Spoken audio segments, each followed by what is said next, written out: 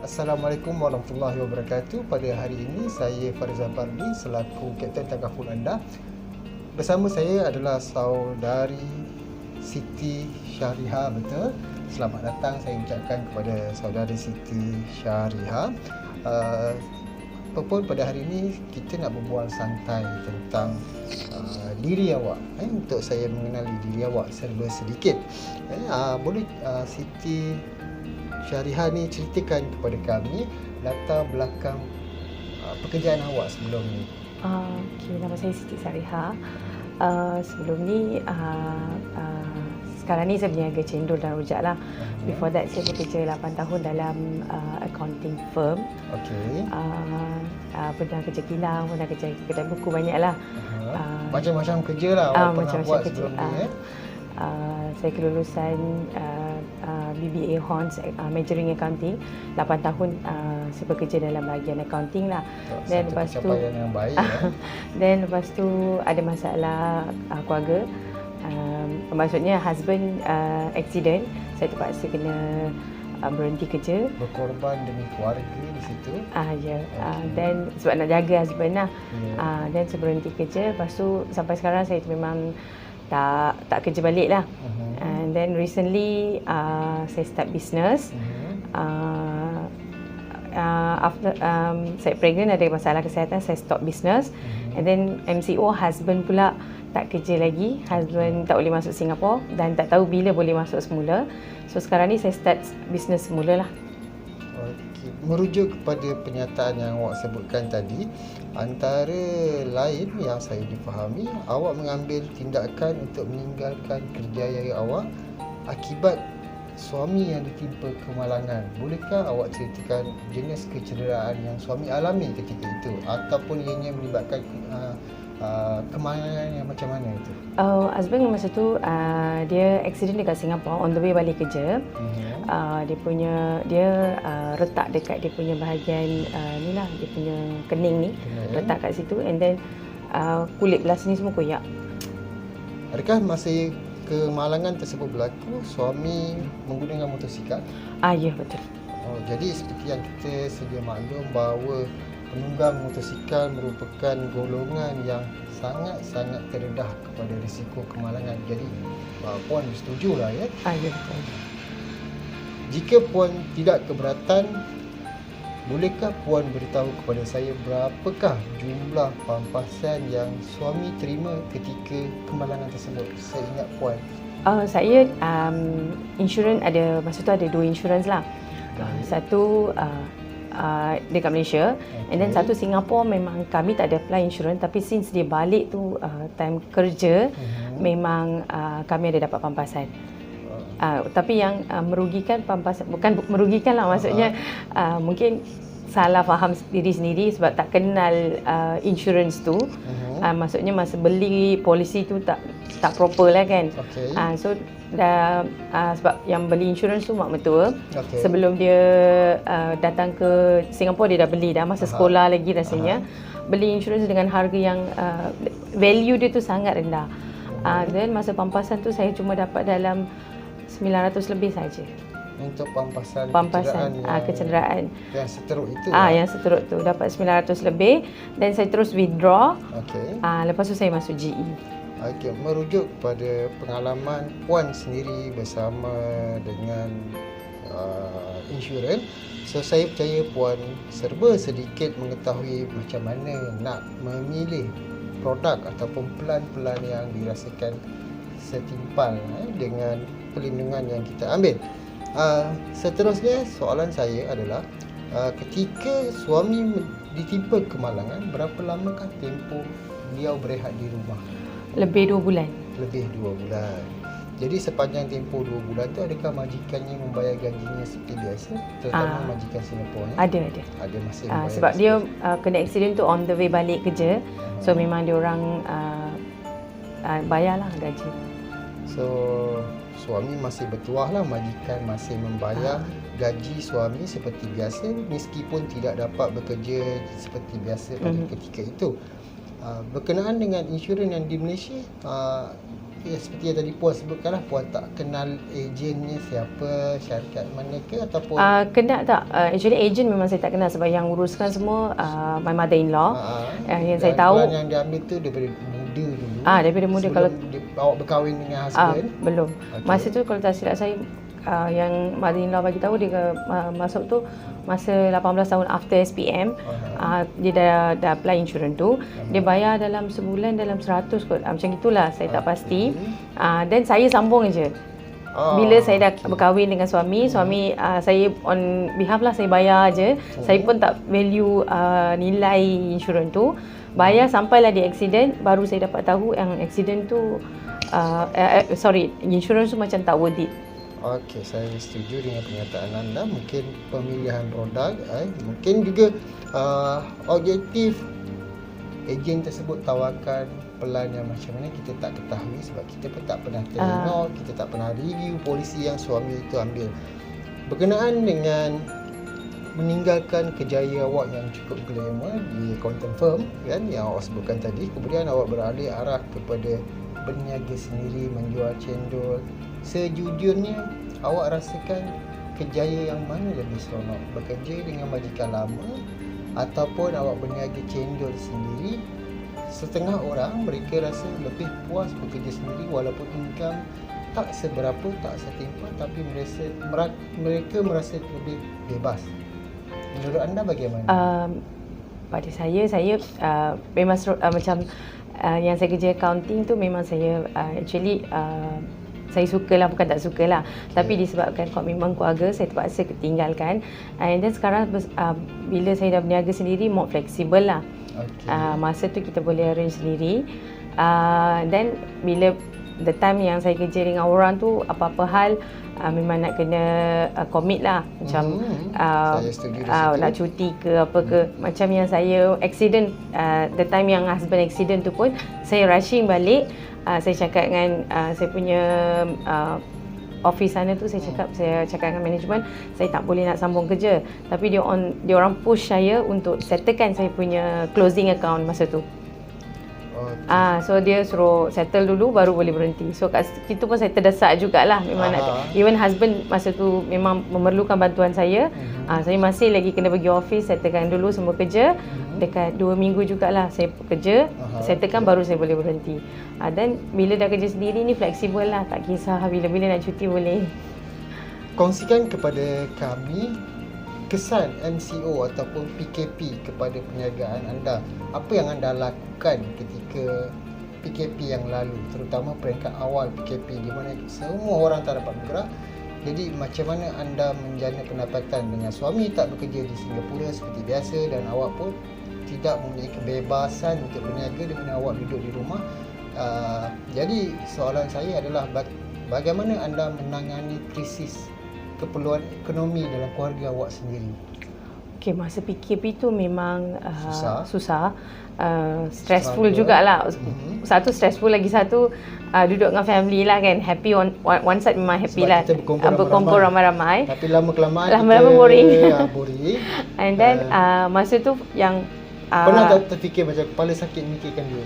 Ada, memang ada. Sangat fikir. And then sekarang lagi kita tengah sekarang pun rushing jugalah, macam cakap burden jugalah sebab since husband kerja Singapore, macam komitmen tu kami dah melebihi paras yang mampu kan. So sekarang ni husband dah tak kerja Singapore, saya paling fikirkan macam mana saya nak cover bulan 10 nanti bila dah start bayar. Itu yang paling banyak dipikirkan lah. Masa MCO tu tak rasa sangat lah sebab belum ada payment yang kena kan. So bila dah bulan sekarang ni dah bulan ujung bulan 7, 8, 9, 10 dah nak kena start bayar. Itu yang paling kita takut lah.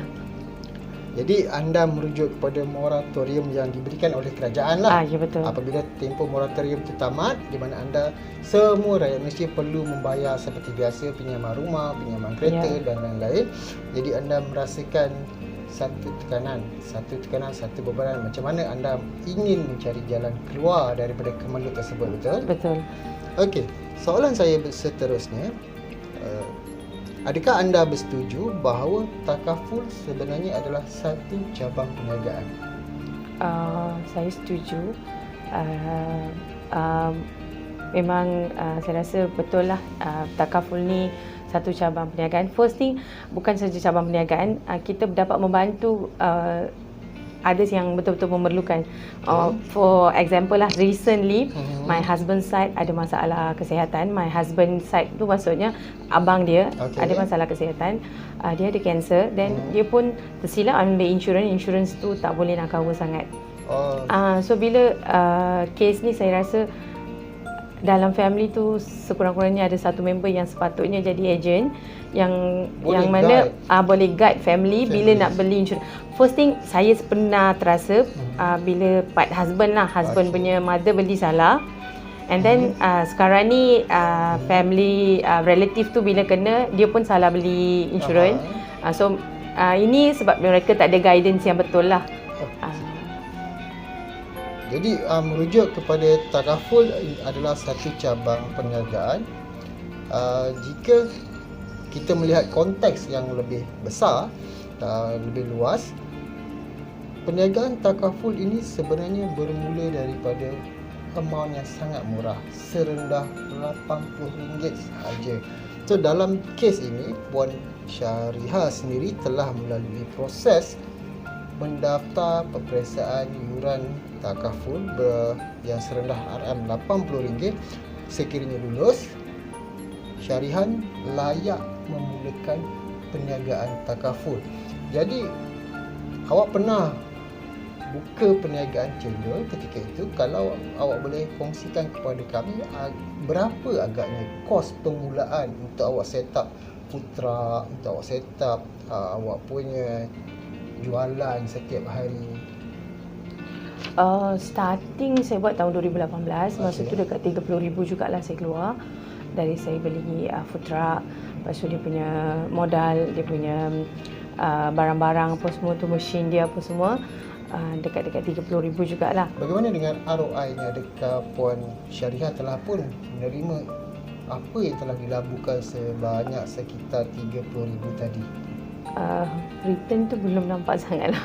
Kalau nak kata 30,000 tu, kalau diukur dari segi percentage, agak-agak berapa yang awak dah dapat dalam tempoh 2018, 2019, 2020? Kita kurang bernasib baik lah bagi golongan yang berniaga seperti Puan lah, ya, saya faham. Kalau disukat melalui percentage, berapa pulangan yang Puan dah rasa? Mungkin 15% daripada 30,000, mungkin 25%, mungkin 50%, siapa tahu.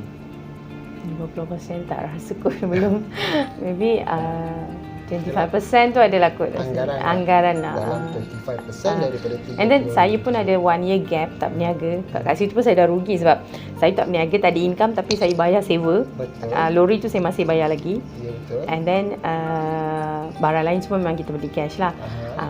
Itu merasalah 1 year tak ada income tapi saya bayar. And then sekarang ni even 1 year sebab 1 year saya tak buat. Bila saya nak start semula pun saya dah keluar modal juga. Yang recently saya keluar dekat 500-600 jugalah. Nak start balik. Untuk mulakan semula. Untuk jump start dia anda telah laburkan lebih kurang 500-600 tadilah. Okey. Saya ingin berkongsi dengan Puan Syarihah di sini. Kalau Puan Syarihah nak tahu, saya bermula menceburi bidang takaful ini dengan bayaran yang sama, RM80. Tetapi saya telah mencapai return of investment saya, ROI saya berlipat kali ganda dengan apa yang saya laburkan dalam industri takaful ini. Jadi jika saya sebutkan satu contoh, saya modalkan RM80 untuk saya dapatkan lesen, yakni lulus peperiksaan takaful tadi untuk melayakkan saya bergelar sebagai pengguna takaful. Kemudian daripada RM80 ini, mungkin Syarihah sendiri lebih mengenali Elaine, lebih mengetahui Elaine. Awak boleh nampak lifestyle Elaine dengan kereta yang dia pakai, office yang dia miliki bersama rakan-rakannya. Kemudian dari segi mungkin rumah, adakah anda boleh terfikir, wah, Elaine boleh berjaya dengan modal RM80, tapak dia dalam industri takaful dan membawa pulangan yang berlipat-lipat kali ganda bersesuaian dengan selari dengan usaha dia. Adakah ianya memberikan satu inspirasi kepada Syarihah secara jujurnya? Ya. dengan modal RM80 tu memang amazing lah rasa. Dengan just RM80 macam tu orang dah boleh dapat level yang tinggi macam tu kan. Memang terharu lah tengok Elin, dan saya pun nak join GE. Di bawah bimbingan Elin betul. Ya? Sebenarnya Elin, saya kenali beliau memang berusaha gigih orang ni. Jadi dengan yuran peperiksaan serendah RM80, sekiranya lah Syariah gagal dalam industri ni, adakah ini satu amount yang perlu dikesali? Oh taklah, setakat 80 tak ada masalah kot. Dengan ekonomi sekarang, Yalah. nilai ringgit sekarang RM80 Betul. sebenarnya adalah kecil. Tetapi of course, apabila awak menceburi industri ini, kami selaku senior ataupun leader-leader ingin melihat anda adalah generasi berikutnya yang akan berjaya menuruti jejak langkah kami. Jadi dalam bidang takaful ini, apa impian awak? Kalau awak boleh kongsi, mungkin awak target dari segi pendapatan, mungkin awak target dari segi pengurusan masa yang fleksibel, mungkin awak pilih awak nak impian awak yang macam mana, mungkin awak boleh kongsikan kepada saya. First thing memang nak keluar daripada masalah kewangan lah. Okay. Dan since sekarang ni pun husband dah tak kerja Singapore, memang komitmen agak tinggi. Nak first thing nak lepaskan daripada apa yang ekonomi border tu lah, nak keluar. Lepas tu saya sebenarnya ada macam cakap ada tekanan sikit lah sebab since saya dah belajar, lepas tu kenapa saya nak buat cendol. Saya terfikir jugalah kan, even business sendiri, tapi rasa ramai juga tanya saya, you dah belajar tinggi-tinggi kenapa nak buat business macam ni kan. So kadang-kadang macam tercabar, penat belajar just nak buat cendol je ke. Terfikir macam tu, nak prove to myself yang saya boleh buat sesuatu. Bukan setakat nak jual cendol dengan rojak sajalah. Can grow myself to the next level lah. Betul. Nak show to someone lah yang yang selama saya cakap saya tak boleh, saya macam ni, just macam awak ingin membuktikan sesuatu kepada orang yang mengkritik awak. Ya, betul. Okay. Kemudian soalan yang seterusnya, apa yang saya ingin kongsikan kepada Puan Syarihah di sini, sebenarnya apabila seseorang individu dia ceburi bidang ini, dibawanya bersama satu harapan ataupun impian yang besar dan juga tekanan yang tinggi, maknanya pressure yang awak ada. Kebanyakannya newcomer ataupun pendatang baru dalam industri takaful ni, mereka lebih berjaya berbanding dengan orang yang just nak try. Apa yang saya boleh kongsikan, pertama, bila disertai bidang takaful ini, dia ada impian yang besar. Dia mau cari satu penyelesaian untuk ekonomi dari segi masalah wang ringgit, bebanan yang dia ada. Jadi ia merupakan satu push factor yang akan mendorong dia, dalam bahasa orang muda sekarang, akan buat gila-gila. Dia akan buat sales gila-gila untuk dia capai objektif dia. Jadi berbeza dengan orang yang nak just try, mereka akan tak buat sama. Ada orang macam lagi suka try and error. Kalau berjaya pun tak apa, tak berjaya pun tak apa. Tapi sebenarnya apa yang saya boleh rungkaikan adalah matlamat penyertaan mereka di bidang industri ini tidak jelas. Merujuk kepada apa yang awak kongsikan kepada saya sebentar tadi, bahawa awak jelas mempunyai satu impian yang besar. Awak mempunyai mungkin Elin sebagai inspirasi awak untuk awak berjaya seperti dia. Mungkin awak fikir, kalau Elin boleh berjaya, kenapa saya tak boleh berjaya? Kemudian awak punya latar belakang pendidikan yang baik, lulusan akademik yang baik. Awak pun nak membuktikan sesuatu kepada pengkritik awak di luar sana. Maknanya awak boleh menjadi insan ataupun individu yang lebih berjaya. Kemudian awak punya pengalaman berniaga sebelum ini. Kemudian awak dipelawa menyertai tim Elite menceburi bidang ini juga satu cabang perniagaan, tetapi cabang perniagaan ini tak sama seperti awak menjual cendol. Yang ini adalah satu cabang yang memerlukan profesionalisme awak yang tinggi, di mana awak perlu bercakap secara profesional dengan ilmu, dengan fakta yang awak ada kepada orang ramai supaya mereka memilih produk yang betul. Dan juga awak akan bercakap dari segi servis yang mampu awak berikan kepada setiap pelanggan. Di mana pelanggan awak ni mungkin bermula daripada family members, mungkin orang yang sekeliling awak, ataupun sesiapa sahaja yang awak jumpa di luar sana. Jadi merujuk kepada diri awak sendiri, adakah puan memikirkan yang puan akan bersungguh-sungguh apabila menceburi bidang ini nanti? InsyaAllah saya nak buat bersungguh-sungguh. Want to prove to myself. First thing nak bukti pada diri sendiri lah yang saya boleh buat. Memang nak buat bersungguh-sungguh. Nak capai something lah. Okay.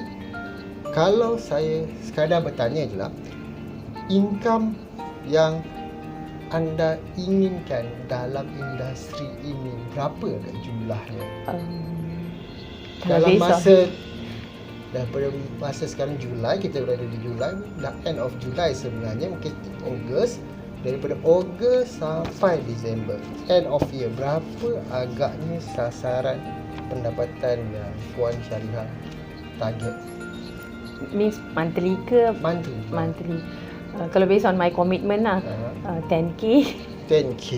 Kalau yang secara realistiknya berapa yang income yang awak nak capai dalam kalau monthly boleh dapat dalam 3-4 pun okey lah. 3-4 ribu ke 3-4 ribu. Okey, 3-4 ribu.